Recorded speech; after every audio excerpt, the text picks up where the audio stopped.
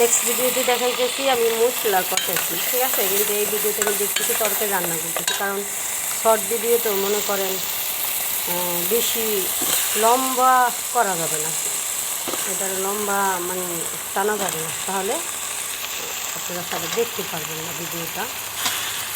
আমার গাছের চাল কুমড়া পুরো তো দেয়নি, অর্ধেক দিয়েছি, ঠিক আছে।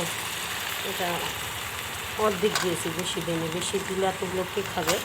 এগুলোই আমার মনে বেশি হয়ে যাইতেছে, এগুলোই বেশি হয়ে যেতেছে, আমার মনে হইতেছে এগুলোই বেশি, ঠিক আছে।